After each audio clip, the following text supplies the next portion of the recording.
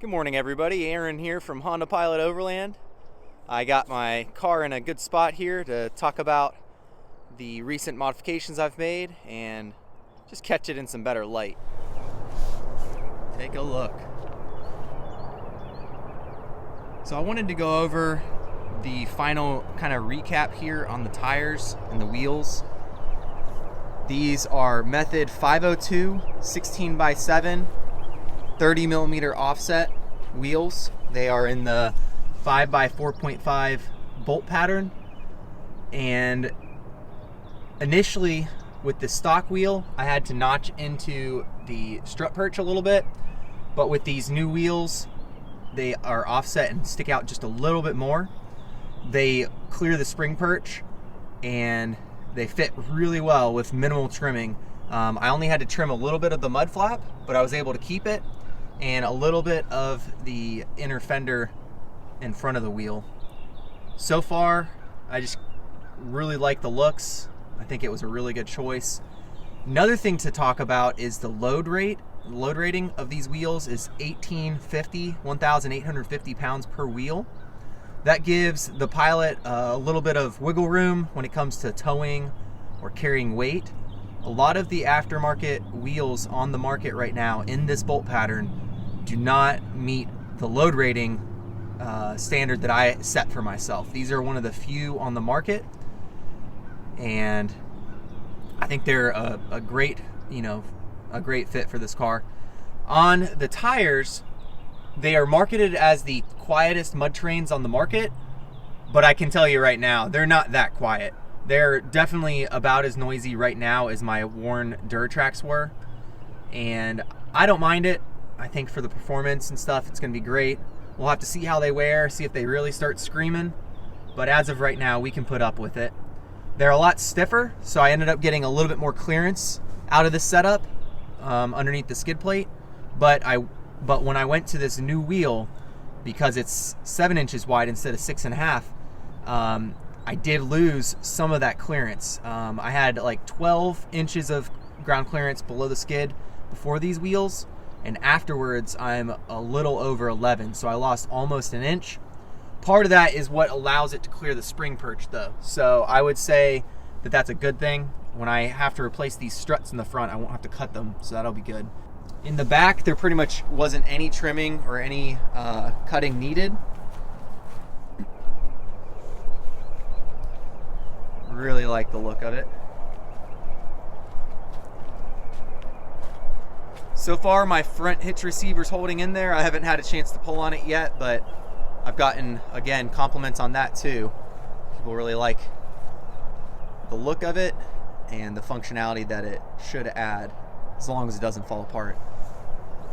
Up top, I've got both my rooftop boxes. They're loaded. I got chairs in one and tools in the other. I have all the tools I would need to do a ball joint replacement or a wheel bearing replacement or strut or axle. I've basically just got all the tools I could ever need for this trip coming up to Florida. One more thing I wanted to talk about. In the rear, a lot of people go with a wide offset that sticks out from the car.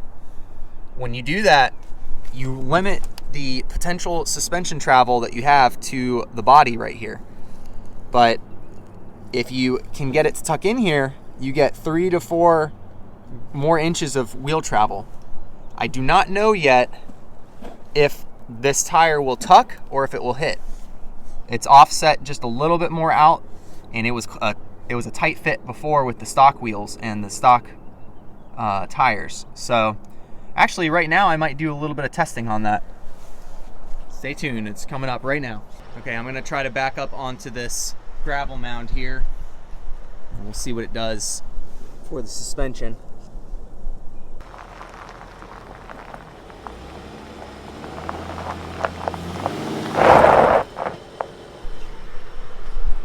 So my other wheel is not off the ground, so this isn't full compression.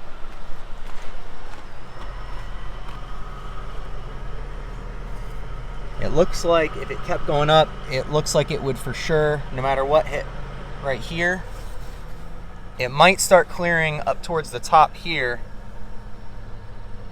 but more testing is needed. Maybe I'll try to back up just a little bit more.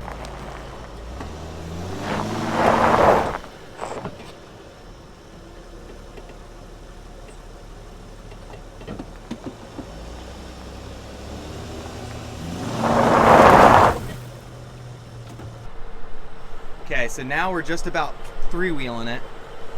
This one has very little weight on it.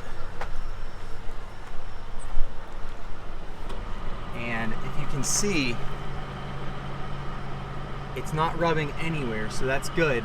If my wheel is sticking out farther and it went up much farther, it would definitely be rubbing. So I'll have to keep you guys on standby, but as of right now, I would say my test to see if the wheel will tuck into the rear wheel well, so far it's a success.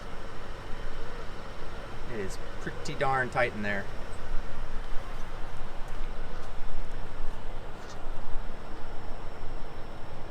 We're gonna stretch the legs of these 32-inch wheels this morning. I've got this little test spot here. Nothing crazy, but be good to see the Pilot in action a bit with the new wheels on.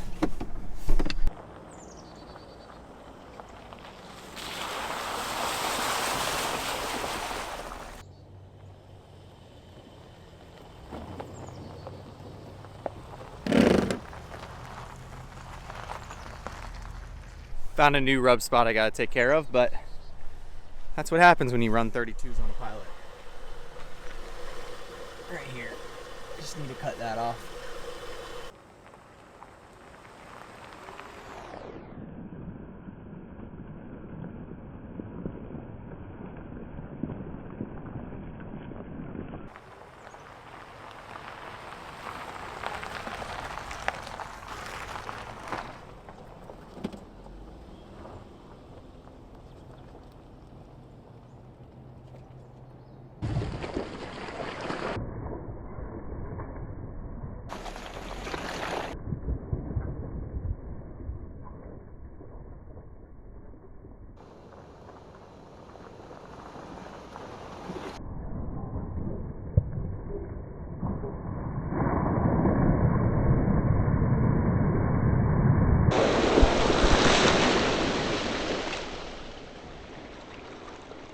I can't wait to take my Pilot to Uwharrie National Forest.